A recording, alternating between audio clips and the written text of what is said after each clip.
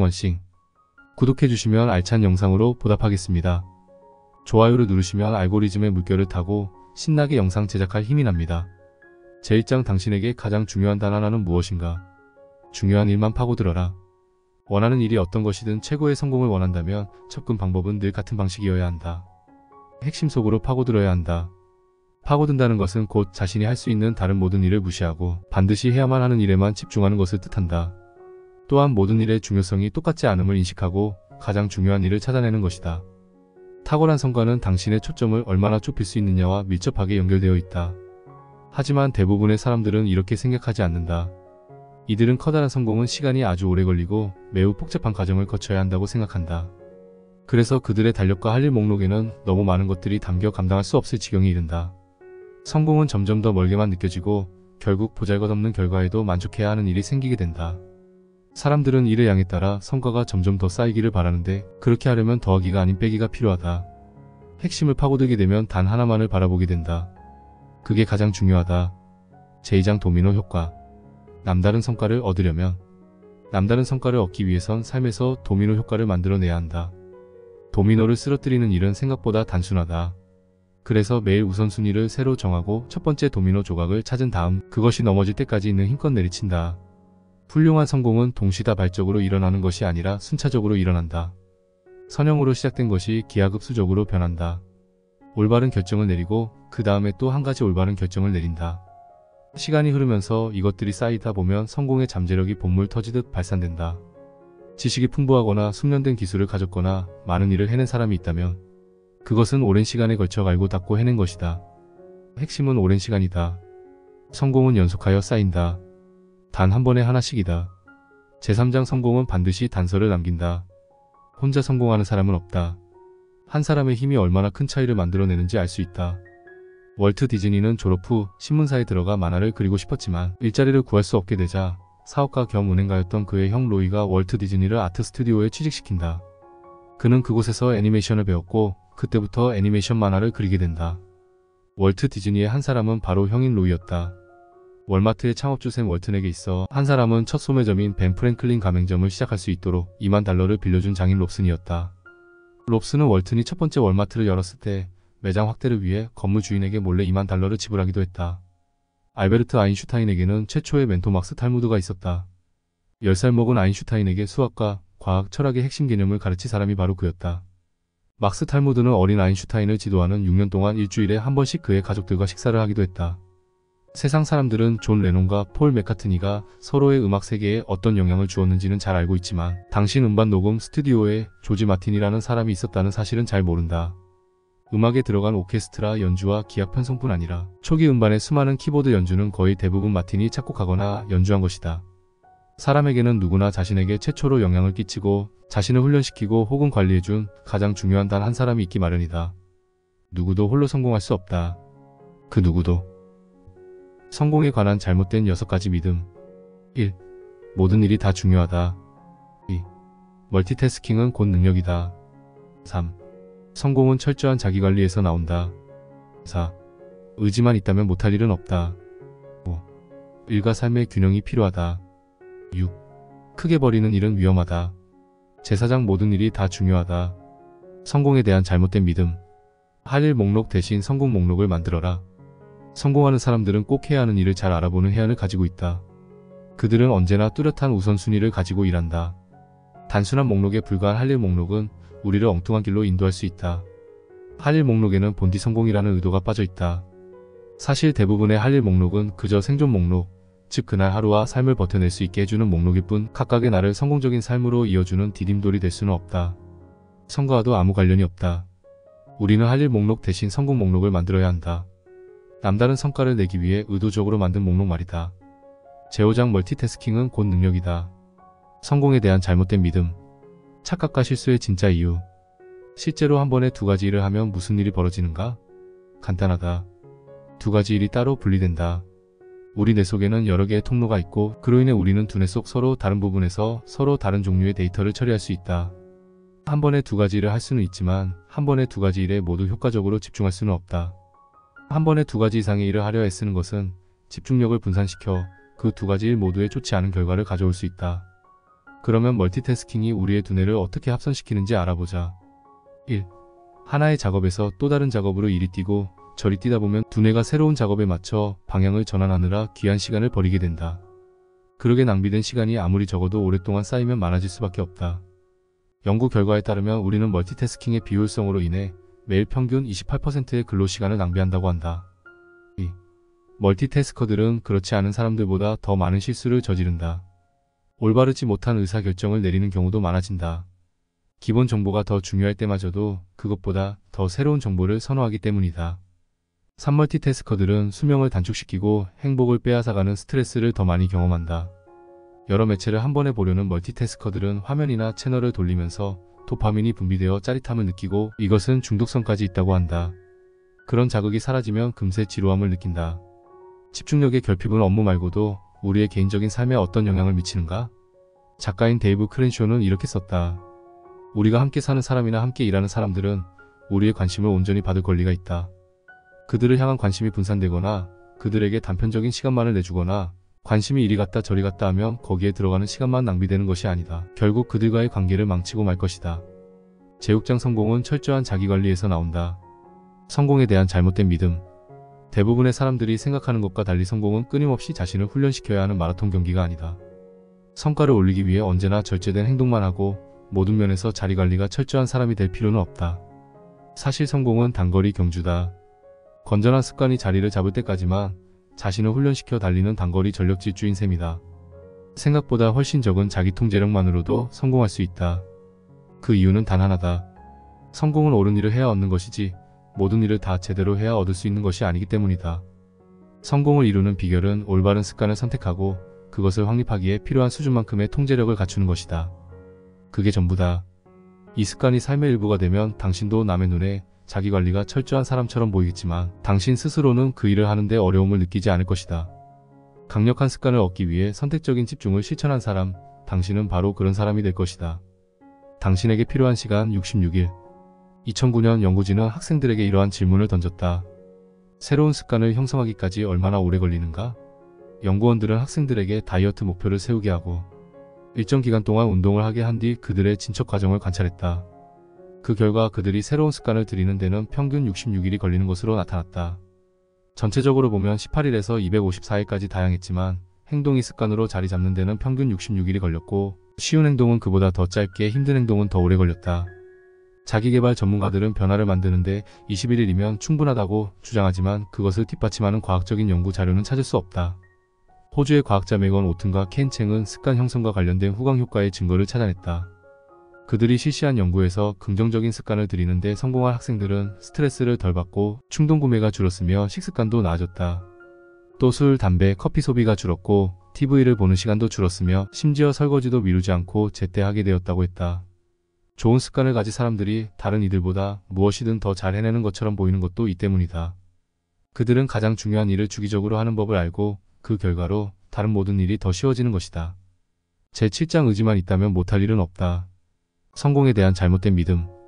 동기가 아무리 강하다고 해도 의지력은 늘 내 곁에서 나의 부름을 기다리고 있는 것이 아니었다. 의지력은 항상 내 안에 있고 내가 원하면 언제든 가져다 쓸 수 있는 것인 줄 알았다. 하지만 그런 내 생각이 틀렸다. 의지력이 늘 발휘될 수 있다는 말은 거짓말이다. 다들 알고 있는 마시멜로 테스트에서와 같이 의지력이 높은 사람들이 전반적으로 학업 성적이 우수했고 자아 존중감이 높고 스트레스도 더 잘 관리한다. 의지력은 이처럼 중요하기에 우리는 그것을 효과적으로 사용하는 방법을 알아두어야 한다. 일찍 일어나는 새가 벌레를 잡는다거나 볕이 좋을 때 건초를 말려라 같은 말처럼 의지력에서 중요한 것은 타이밍이다. 의지력을 자기 것으로 만들어 잘 활용하는 관건은 그것을 이용하는 타이밍에 있다. 의지력의 수명은 정해져 있다. 하지만 조금 한가한 시간이 오면 다시 충전할 수도 있다. 한계가 있지만 다시 만들어낼 수 있는 자원인 셈이다. 하지만 의지력이 한정된 자원이라는 사실을 모르고 무한정 공급되는 것처럼 행동하기 일쑤다. 스탠포드 대학교의 바바 시부 교수가 실시한 연구에서는 머리를 많이 쓸수록 정신력이 떨어진다는 점을 발견했다. 의지력은 빠르게 피로해지고 휴식을 필요로 하는 소금과 같다. 대단히 힘이 세지만 지구력은 꽝이다. 음식 의지력을 위한 연료. 2007년에 성격 및 사회심리학 회보에 실린 한 논문을 살펴보면 영양과 의지력 사이의 연관관계를 다룬 9개의 연구가 나와 있다. 그중 한 연구에서 실험 참가자들에게 의지력이 필요한 일과 필요 없는 일을 각각시키고 그 일을 하기 전과 후의 혈당 수치를 측정했다. 의지력을 발휘한 참가자들은 혈류 내 포도당 수치가 현저하게 떨어진 것으로 나타났다. 최선을 다하려면 말 그대로 우리의 정신력에 무언가를 먹여야 한다. 그야말로 생각을 위한 음식이 필요하다는 말이다. 오랜 시간 동안 균일하게 혈당을 높여주는 음식, 즉 복합 탄수화물이나 단백질이 높은 성과를 올리는 사람들의 연료가 된다. 말 그대로 우리가 먹은 음식이 곧 우리가 된다는 것을 알 수 있다. 의지력도 관리가 필요하다. 그렇다면 의지력을 어떻게 활용하고 관리해야 할까?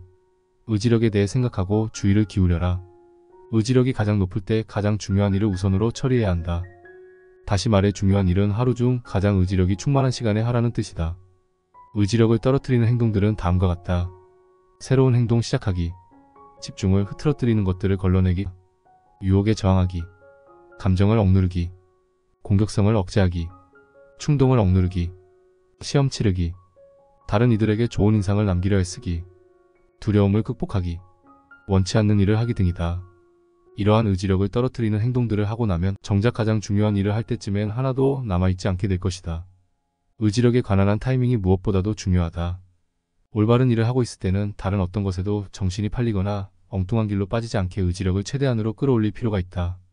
그런 다음에는 완수한 일을 계속 유지하거나 그것을 망치지 않기 위해 남은 시간 동안 충분한 의지력이 더 필요할 것이다. 성공하기 위해 필요한 의지력은 그것이 전부다. 의지력과 싸우지 마라. 의지력의 작동 방식에 맞춰 하루 일과와 인생을 설계하라. 의지력을 늘 꺼내 쓸 수는 없을지 몰라도 가장 중요한 일에 가장 먼저 사용할 수는 있을 것이다. 제8장 일과 삶의 균형이 필요하다. 성공에 대한 잘못된 믿음. 많은 사람들이 내 삶엔 균형이 필요해라고 한탄한다. 균형 잡힌 삶에 대한 말을 자주 듣다 보니 그것이 우리가 반드시 추구해야 할 목표라고 자동적으로 생각하게 된다. 그렇지 않다. 목적의식, 삶의 의미, 중요성, 이런 것들이야말로 성공적인 삶을 만드는 요소다. 남다른 성과는 일정 정도 이상의 집중력과 시간을 필요로 한다. 한 가지 일에 시간을 쏟는다는 것은 자연히 다른 일에 들어가는 시간을 줄인다는 것이다. 그러니 균형은 불가능해질 수밖에 없다. 중도적인 삶을 살 때는 어떤 일에든 많은 시간을 투자하기가 힘들어진다는 문제가 생긴다. 중도적인 삶을 살아도 괜찮은 때가 있는가 하면 그렇지 않은 때도 있다. 언제 중도를 택하고 언제 극단을 달려야 할지 아는 것이 본질적으로 지혜로운 삶을 사는 방식이다. 균형을 추구하지 말아야 할 이유는 기적이 결코 중간 지점에서 일어나지 않기 때문이다. 기적은 바로 극단에서 일어난다. 여기에서 우리는 딜레마에 빠진다. 우리는 본능적으로 성공이 자신이 지닌 능력의 한계 가장 바깥쪽 가장자리에 있다는 걸 이해하고 있지만 그렇게 멀리까지 나가면 우리 삶에서 균형이 무너지지 않을까 덜컥 겁을 내고 물러난다. 우선순위와 균형은 함께할 수 없다. 균형의 문제는 사실 우선순위에 대한 문제다. 균형이라는 말 대신 우선순위라는 말을 쓰면 여러 선택지들을 더욱 또렷하게 볼 수 있고 또 다른 운명으로 가는 문을 열 수 있다. 남다른 성과를 만들려면 우선순위를 세워야 한다. 우선순위에 따라 행동하면 자동적으로 균형에서 벗어나 어느 하나에 더 많은 시간을 투자하게 된다. 무게를 맞추는 삶을 살아라. 중요한 일을 맨 앞에 두고 나머지 부분들은 기회가 닿는 대로 관심을 쏟아라. 훌륭한 삶이란 곧 다른 여러 부분에 무게를 맞추는 삶이다. 재구장 크게 버리는 일은 위험하다. 성공에 대한 잘못된 믿음. 크게 생각하는 것은 탁월한 성과를 올리는 데 빠져선 안 될 필수 요소다. 성공하려면 행동이 필요하고 행동은 생각을 필요로 한다. 하지만 여기에는 한 가지 조건이 있다. 커다란 성공의 발판이 되는 행동은 큰 생각에서 비롯된다는 점이다. 크게 생각하는 것은 오늘도 그리고 내일도 남다른 성과를 낼 수 있는 최고의 기회를 제공한다. 아서 기네스가 첫 번째 맥주 양조장을 세웠을 때 그는 호기롭게 9,000년짜리 공장 임대 계약을 맺었다. 조앤 롤링이 해리포터를 처음 구상했을 때에는 총 7권 중 첫 번째 책의 첫 장을 쓰기도 전에 호그와트에서의 7년을 꿈꾸었다. 샘 월트는 마트를 열기 전에 이미 이 사업을 너무나도 크게 구상한 나머지 상속세를 줄이기 위해 미래의 부동산 계획까지 미리 세워야겠다고 생각했다. 그는 크게 되기도 전에 크게 생각함으로써 가족들이 부동산세로 내야 할 돈을 110에서 130억 달러나 줄여놓았다. 내 안의 거인을 깨우는 법. 큰 것은 곧 위대함, 남다른 성과를 상징한다. 큰 삶을 추구하라. 그러면 당신이 살 수 있는 것 중 가장 위대한 삶을 추구하게 될 것이다. 또한 당신의 삶과 당신이 이룬 것들이 위대해질 수 있다는 가능성에 마음을 열어야 한다. 큰 일을 두려워하지 마라. 평범한 일류에 그치는 것을 두려워하라. 재능의 낭비를 두려워하라. 삶을 최대한으로 살지 못할 것을 두려워하라. 큰 일을 두려워하면 의식적으로나 무의식적으로 그것을 피하려고 애쓰게 된다. 그러면 미약한 결과물이나 사소한 기회를 향해 달려가거나 큰 것들로부터 도망치게 될 것이다.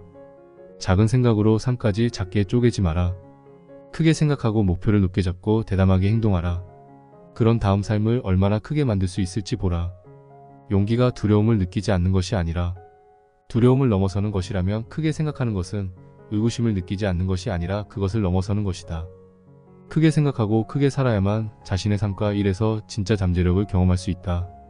제10장 미래의 크기를 바꾸는 초점 탐색 질문. 인생은 질문이다. 우리가 진정으로 원하는 것은 답인데 왜 질문에 집중해야 하는가? 이유는 간단하다. 답은 질문에서 나오고 답의 질은 질문의 질과 직접적으로 연관되어 있기 때문이다. 철학자 볼테르는 이렇게 말했다. 사람을 대답이 아닌 질문으로 판단하라. 역시 철학자인 프랜시스 베이컨은 이렇게 보탰다. 신중한 질문은 지혜의 절반을 차지한다. 인도 최초의 여성 총리 인디라 간디는 질문할 수 있는 힘은 인류 진보의 첫걸음이다 라고 했다. 탐험가나 발명가들도 모두 세상을 바꿀 질문들로 자신의 탐구를 시작했다. 과학자들은 가설이라는 형태로 우주에 대한 질문을 던진다. 질문을 하면 우리의 비판적 사고가 가동된다. 연구에 따르면 질문을 할 때는 하지 않을 때보다 학습 효과와 성과가 최대 150%까지 향상된다고 한다. 스스로에게 던지는 질문이 무엇이냐에 따라 궁극적으로 우리의 삶이 되는 해답이 정해진다. 그렇다면 어떻게 해야 하는가? 어떻게 특별한 해답으로 인도해줄 특별한 질문을 만들 수 있는가? 하나의 질문을 던지면 된다. 바로 초점 탐색 질문이다. 남다른 삶을 꿈꾼다면 인생을 살아갈 남다른 방식을 찾는 것이 곧 해답이다. 당신이 할 수 있는 단 하나의 일, 그것을 함으로써 다른 모든 일들을 쉽게 혹은 필요 없게 만들 바로 그 일은 무엇인가? 제13장 목적의식을 가지고 살아라. 목적의식이 주는 행복과 흔들림 없는 변화의 시작. 일단 원하는 것을 얻고 나면 새로 얻은 것에 금세 익숙해지기 때문에 머지않아 행복감이 사라진다. 이는 모든 사람들에게 일어나는 일이다. 그래서 결국 새 생활의 지루함을 느끼고 또 새로운 무언가를 손에 넣고자 한다. 그렇다면 어떻게 하면 지속되는 행복을 찾을 수 있는가? 행복은 만족을 느끼는 길에서 생겨난다. 목적의식은 개인적 강인함, 즉 자신의 신념을 굳게 믿고 그것을 계속 지켜나갈 수 있는 힘의 궁극적 원천이다. 명확한 목적의식을 가지면 인생이 더욱 뚜렷이 보이고 그러면 방향에 대한 확신이 생기며 이것은 또다시 더 빠른 의사결정으로 이어진다. 의사결정의 속도가 빨라지면 누구보다도 빠른 선택이 가능해져 최고의 선택지를 갖게 될 수 있다. 그리고 최고의 선택지를 갖게 되면 최고의 경험을 할 기회가 생긴다. 이것이 바로 어디로 갈지 잘 알면 인생이 제공하는 최고의 결과물과 경험을 누릴 수 있게 되는 이유다. 목적의식은 또한 일이 잘 풀리지 않을 때에도 도움이 된다. 어떤 일을 할 때 잘 안 풀리더라도 스스로 그 이유를 제대로 알고 있다면 더욱더 노력할 수 있는 동기와 의지가 생긴다. 톰원싱. 구독해주시면 알찬 영상으로 보답하겠습니다. 좋아요를 누르시면 알고리즘의 물결을 타고 신나게 영상 제작할 힘이 납니다. 제14장 우선순위에 따라 살아라. 목적의식이 바꿔놓는 우리 삶의 크기는 거기에 연결된 우선순위의 힘과 정비례한다는 것이다. 우선순위가 없는 목적의식은 무력하다. 사실 우리가 목표와 계획을 세우는 이유는 단 하나다. 삶에서 중요한 순간을 잘 활용하기 위해서다. 이런 점을 강조하기 위해 나는 강력한 우선순위를 설정하는 방식을 현재에 근거한 목표 설정이라 부르기 시작했다. 애초에 우리가 왜 우선순위를 만드는지 강조하기 위해서다. 성공에는 한 가지 진실이 있다. 이번의 순간에 무엇을 하느냐가 다음 순간에 무엇을 경험하느냐를 결정한다는 것이다. 당신의 현재 지금과 모든 미래 지금들은 분명 당신이 이 순간에 설정하는 우선순위에 따라 결정된다. 현재와 미래의 자신 중 승리를 거두는 쪽이 바로 그 우선순위를 정하는 결정 요인이다.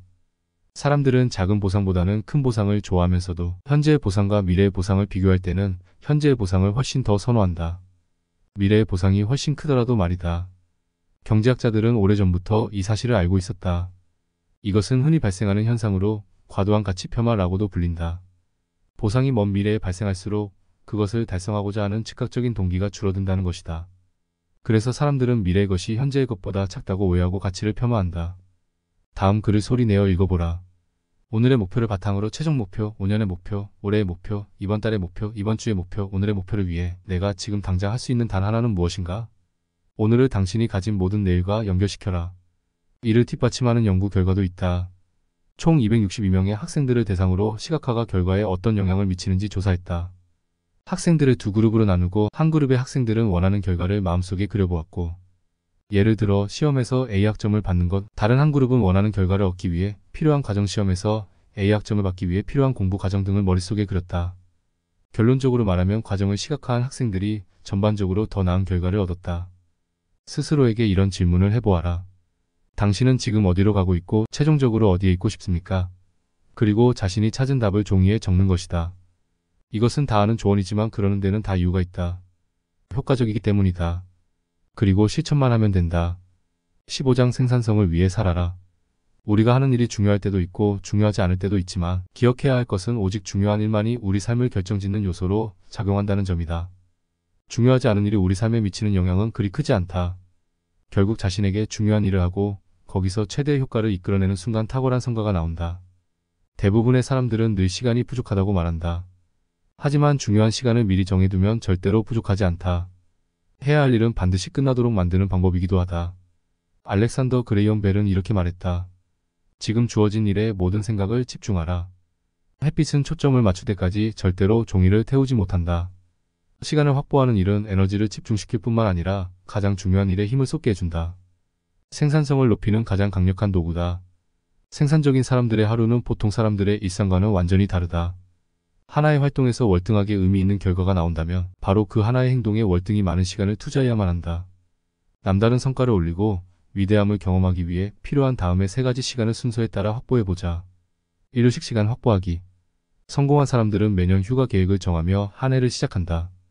왜일까? 실제로 큰 성공을 거둔 사람들은 자신이 여러 번의 휴가 사이사이에 일하고 있다고 생각한다. 반면 성공을 거두지 못하는 사람들은 휴식 시간을 따로 떼어두지 않는다. 자기에게 그럴 자격이나 여유가 없다고 생각하기 때문이다. 2.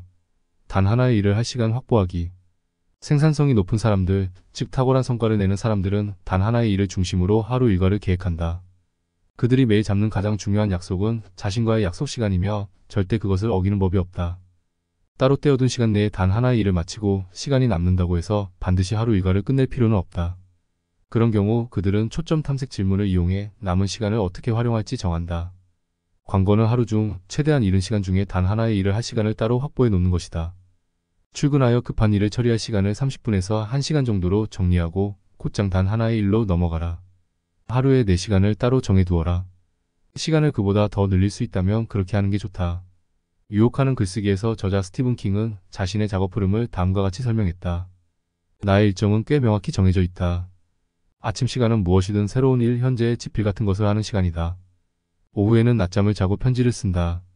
저녁은 책을 읽고 가족과 함께 보내고 텔레비전으로 레드삭스 경기를 보고 급한 수정이나 검토를 하는 데 쓴다. 기본적으로 오전이 집필을 하는 가장 주된 시간이다. 성공한 다른 수많은 작가들처럼 스티븐 킹 역시 집필 초기에는 시간을 쪼개어 시간이 날 때마다 틈틈이 글을 써야 했다. 아침이든 저녁이든 심지어 점심시간도 좋았다. 그렇지만 일단 남다른 성과가 나오기 시작하자 생계를 유지할 수 있었고 안정적으로 고정된 시간을 따로 확보할 수 있게 되었다. 탁월한 성과를 경험하려면 아침에는 생산자가 되고 오후에는 관리자가 되어라. 당신의 목표는 단 하나의 일을 마치는 것이다. 3. 계획할 시간을 확보하기. 매주 1시간을 따로 떼어 연간 목표와 월간 목표를 검토하라. 먼저 연간 목표를 달성하기 위해서 그 달에 어떤 일이 이루어져야 할 필요가 있는지 물어라. 그런 다음 월간 목표를 달성하기 위해 그 주에 무슨 일이 일어나야 할지 물어라. 근본적으로 이것은 지금 내가 있는 곳을 바탕으로 올해의 목표, 이번 달의 목표를 달성하기 위해 이번 주에 해야 할 단 하나의 일은 무엇인가? 라고 묻는 것과 같다. 도미노를 세우는 것이다. 정치인 월터 엘리엇이 말한 것처럼 끈기는 장거리 경주가 아니라 계속해서 이어지는 여러 개의 단거리 경주이다. 이 짧은 경주를 계속 이어가면서 사슬을 연결하면 일은 점점 더 쉬워진다. 가속도와 동기가 노력을 대신해 줄 것이다. 제16장 단 하나를 위한 3가지 약속. 시간 확보하기를 통해 남다른 성과를 올리려면 3가지 약속을 지켜야 한다. 첫째, 자신의 일을 완벽하게 자신의 것으로 만들어 최고의 경지에 이르고자 하는 마음가짐을 가져야 한다. 둘째, 끊임없이 최적의 길을 찾으려 노력해야 한다. 그리고 마지막인 셋째, 자신만의 단 하나를 달성하기 위해 할 수 있는 모든 일을 하고 있다고 기꺼이 책임질 수 있어야 한다. 전문가의 길을 향해 걸어라. 나는 자신에게 가장 중요한 분야에서 가능한 한 최고가 될 수 있도록 최선을 다하는 것이 전문가가 되는 길이라고 믿는다. 이 여정은 견습생이 특수한 기술을 익히기 위해 끊임없이 기본기를 연마하는 것과 같다. 배움에는 언제나 더 높은 또 다른 수준이 있기 때문에 궁극적인 경지는 존재하지 않는다고 생각할 수도 있다. 달리 말하면 우리는 경험한 것들에게 대해서는 달인이 되는 반면 앞으로 해야 할 것들에 대해서는 견습생이 된다. 바로 경지에 이르는 것을 여정이라 부르는 이유다. 1993년 심리학자 안데르스 에릭손 박사는 심리학 평론의 전문가적 실력 습득에서 연습이 하는 역할이라는 제목의 논문을 발표했다. 이 논문은 높은 경지에 이르는 원리는 이해하는 새로운 기준이 되어 전문가적 실력이 타고난 재능이라거나 선천적인 것, 심지어 천재성 덕분이라는 기존의 발상을 완전히 뒤집어 놓았다. 에릭손은 통달에 대한 최초의 진정한 통찰을 제공한 것은 물론 1만 시간 법칙이라는 개념을 처음으로 만들어냈다. 세계적인 바이올리니스트들은 20살이 되기 전까지 1만 시간 이상을 연습함으로써 여느 연주자들과는 다른 월등한 실력을 갖추었음이 입증되었고, 여기에서 1만 시간 법칙이 유래되었다. 무엇보다도 전문성은 투자한 시간에 비례한다. 위대한 화가 미켈란젤로는 이런 말을 한 적이 있다. 내가 그림에 통달하기 위해 얼마나 열심히 노력했는지 사람들이 안다면 이 실력이 전혀 대단해 보이지 않을 것이다. 단 하나를 위해 시간을 따로 확보할 때에는 그것을 완전히 내 것으로 만들겠다는 자세로 임해야 한다. 그렇게 해야 생산성을 최대로 높일 수 있고 궁극적으로는 자신의 잠재력을 최고로 발휘할 수 있는 기회를 얻게 될 것이다. 그리고 또 한 가지 흥미로운 점이 있다. 생산성이 높아질수록 부가적인 결실을 얻을 수 있는 가능성이 더 높아진다는 것이다. 단 하나를 오롯이 자신의 것으로 만드는데 전념하다 보면 그것이 곧 다른 일의 발판이 되는 것을 경험한다.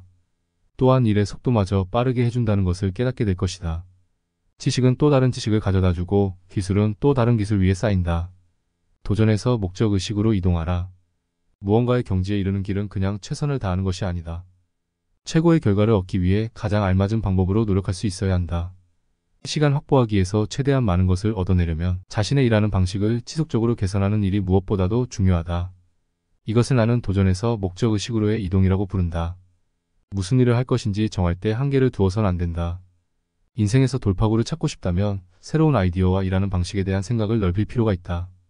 이때 목적의식을 가진 사람은 색다른 결과를 내려면 무언가 색다른 일을 할 필요가 있다라는 단순한 규칙을 따른다. 이것을 당신의 신조로 삼아라.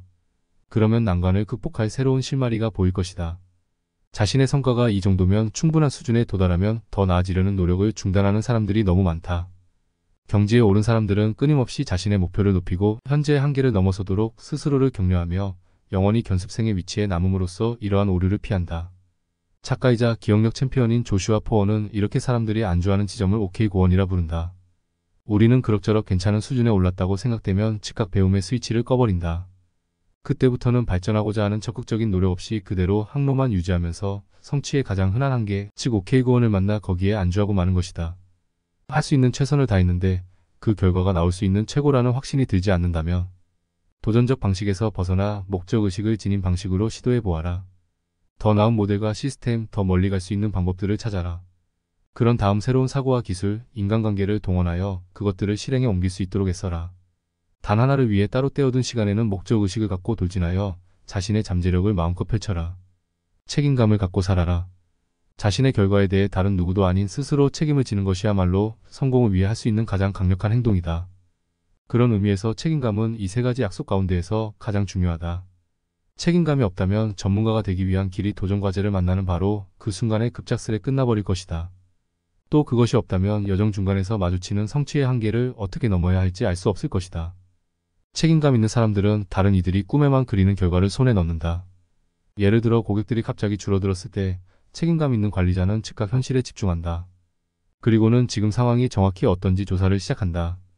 경쟁사에서 시장 점유율을 얼마나 가져가고 있는지 이미 파악한 책임감 있는 관리자는 이를 악물고 이렇게 말한다. 자, 일이 이렇게 돌아가게 되었으니 문제에 책임감을 갖자. 어쩔 수 없다면 내게 달린 일이다. 현실을 정면으로 받아들이는 것은 큰 강점이다. 남다르게 할 수 있는 방법에 대해 생각할 위치에 서게 되기 때문이다. 삶의 책임감을 불어넣는 가장 빠른 길 중 하나는 책임감 있는 파트너를 찾는 것인데 그 중에서도 코치나 멘토가 책임의식 파트너로서 가장 좋은 선택이라고 본다. 목표를 적어놓는 사람이 성공할 가능성이 39.5% 높다는 것은 이미 언급하였다. 그런데 자신의 목표를 적어두고 친구들과 그 상황을 공유한 사람들은 그 목표를 달성할 가능성이 76.7%나 높았다. 목표를 적어두는 것만 해도 그렇게 효과적인데 단순히 일의 진척 상황을 누군가, 심지어 친구와 정기적으로 나누는 것만으로 효과를 2배나 높일 수 있다니 대단한 일이 아닌가. 전문가의 실력 향상에 대한 에릭손 박사의 연구 역시 훌륭한 연주와 멘토 사이에 같은 관계가 있음을 확인해준다. 그가 관찰한 바에 따르면 아마추어와 세 그룹의 전문 연주자들 사이의 가장 중요한 차이점은 미래의 전문 연주자가 된 사람들은 스승이나 코치를 찾아내고 그들의 지도하에 훈련을 한 반면 아마추어들은 그와 비슷한 유형의 연습을 하는 경우가 매우 드물었다는 것이었다. 제17장 생산성을 훔쳐가는 네 종류의 도둑들. 거절하면 자유로워진다. 바람과 함께 사라지다로 유명한 시나리오 작가 시드니 하워드는 이렇게 말했다. 자신이 무엇을 원하는지 아는 것의 절반은 그것을 얻기 위해 무엇을 포기해야 하는지 아는 것이다. 결국 크게 성공하는 가장 좋은 길은 파고드는 것이다. 그리고 파고들 때에는 다른 일에 대해 아니오라고 말해야 할 순간이 너무나도 많다는 사실을 알아야 한다. 예전에 생각했던 것보다도 훨씬 많을 것이다. 최고의 인기를 누렸던 코미디언 빌 코스비가 이 생산성 도둑을 완벽하게 정리해 준 적이 있다. 그는 코미디언으로 유명세를 타고 있었을 때 우연히 다음과 같은 조언을 읽게 되었고 이후 마음속 깊이 새기게 되었다고 했다. 성공의 열쇠가 무엇인지는 모른다. 하지만 실패의 열쇠는 모든 사람을 기쁘게 하려 드는 것이다. 자신의 단 하나의 가장 강력한 예를 말하고 나머지에게는 아니오라고 외칠 수 있을 때 비로소 남다른 성과가 가능해진다. 혼란에 굴복하지 마라. 사실 성공과 혼란은 늘 함께 오게 되어 있다. 위대함을 추구하다 보면 혼란은 반드시 일어난다. 여기에 저항하지 말고 이 사실을 있는 그대로 받아들이는 것이 중요하다.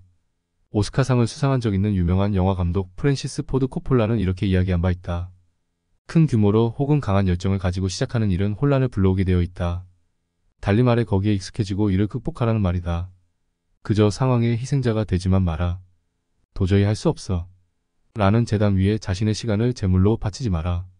어머니는 이렇게 말씀하셨다. 자기에게 제약이 있다고 믿으면 제약이 생긴다. 이것만은 절대 양보해선 안 된다.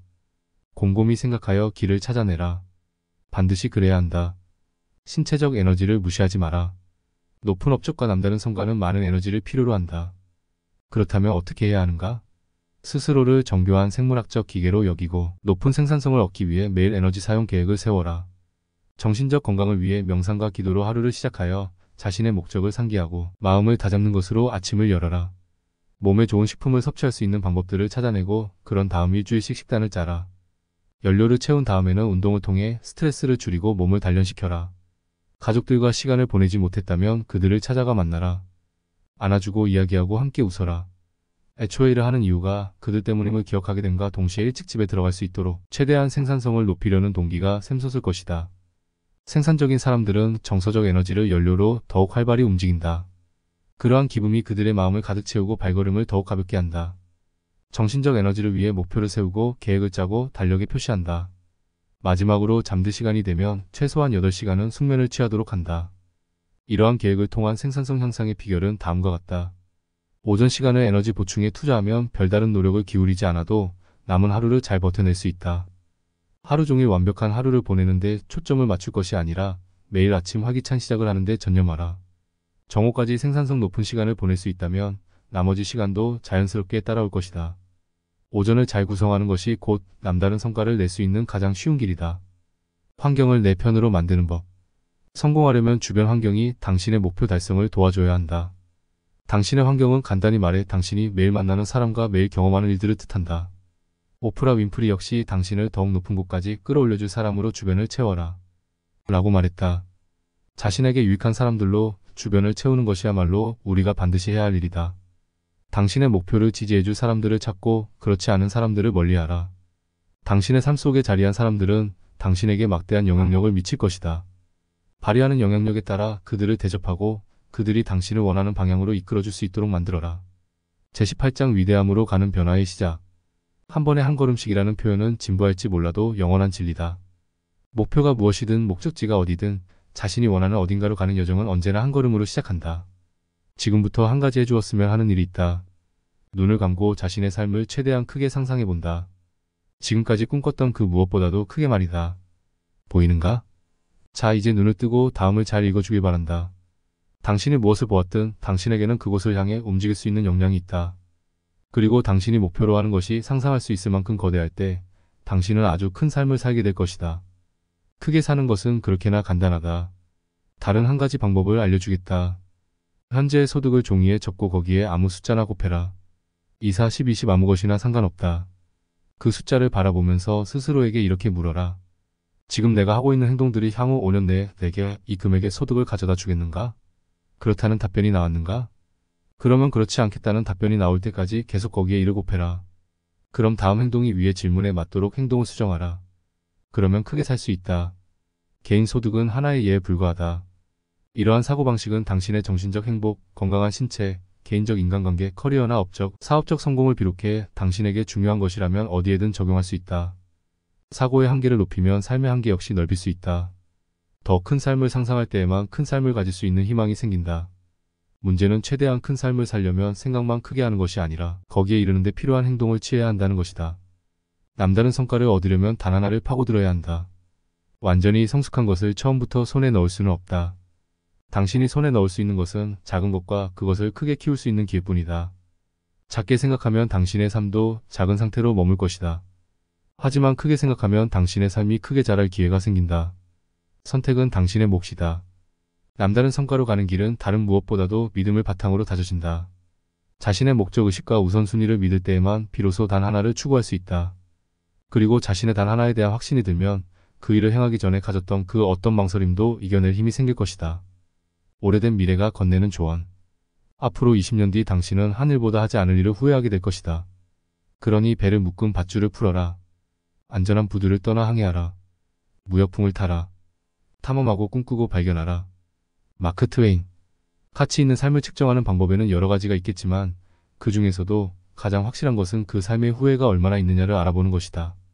내가 원하는 삶을 살았더라면의 저자 웨어는 죽음을 앞둔 사람들에게 후회가 있는지, 다르게 살았더라면 하고 바라는 일이 있는지 물었을 때 그들이 가장 많이 꼽은 5가지 후회는 다음과 같다. 더 행복해질 수 있었는데 그러지 못했다. 친구들과 자주 연락하며 살았어야 했다. 나의 감정을 솔직하게 표현할 용기가 있었더라면 그렇게 열심히 일할 필요가 없었다. 그들은 행복도 우정도 자신의 감정에 솔직할 수 있는 것도 모두 자신의 선택임을 뒤늦게 깨달았다. 위의 것들 모두가 뼈아픈 후회지만 그 중에서도 단연 두드러지는 것이 하나 있었다. 그들이 공통적으로 이야기했던 가장 큰 후회는 바로 다른 사람의 기대에 부응하는 삶이 아닌 나 자신에게 솔직한 나만을 위한 삶을 살 용기가 부족했다. 라는 것이었다. 웨어는 이렇게 썼다. 대부분의 사람들은 자기 꿈의 반도 이루지 못했고 그것이 자신이 내린 혹은 내리지 않은 선택들 때문이었다는 것을 깨달은 채 죽어야 했다. 이렇게 생각한 것은 웨어뿐만이 아니다. 1994년 미국의 심리학자 길로비치와 매드백이 대대적으로 실시한 후회의 심리학 연구에서 내린 결론은 이러했다. 사람이 자신의 삶을 되돌아볼 때 가장 큰 후회를 일으키는 것은 그들이 하지 않은 일들이다. 처음에는 어떤 행동이 문제를 일으키는 것처럼 보일지 몰라도 장기적으로 가장 큰 후회를 남기는 것은 바로 하지 않은 행동이다. 매일 자신에게 가장 중요한 일을 하도록 해라. 무엇이 가장 중요한지 알 때 모든 일이 이치에 닿는다. 무엇이 가장 중요한지 모른다면 말도 안 되는 것들을 옳다고 판단하고 행동하게 된다. 최고의 삶은 그렇게 만들어지지 않는다. 당신이 바로 첫 번째 도미노다. 그렇다면 어떻게 후회 없는 삶을 살 것인가? 그것은 남다른 성과를 위한 여정을 시작하는 방식과 같다. 목적의식, 우선순위, 높은 생산성을 추구하라. 후회를 반드시 피해야 하고 또 그렇게 할 수 있다는 사실을 명심하라. 당신의 모든 일 중 단 하나의 일을 가장 중요하게 생각하고 당신의 모든 시간에서 단 하나를 위한 시간을 맨 위에 두어라. 그리고 이 모두를 한 걸음부터 시작하라. 삶에 대한 단순하고도 더 직접적인 접근법은 성공은 내면에 있다는 것을 깨닫는 것이다. 사람 즉 스스로를 바로 세워라. 그러면 세상이 저절로 제자리를 찾을 것이다. 삶의 목적의식을 가지고 매일 자신에게 가장 중요한 우선순위에서 높은 생산성을 올릴 수 있다면 당신의 삶도 조각이 맞춰지는 것은 물론 위대한 성과가 가능해진다. 모든 성공은 당신 내면에서부터 시작된다. 무슨 일을 해야 할지 알 것이다. 어떻게 해야 할지도 알 것이다. 다음 단계는 단순하다.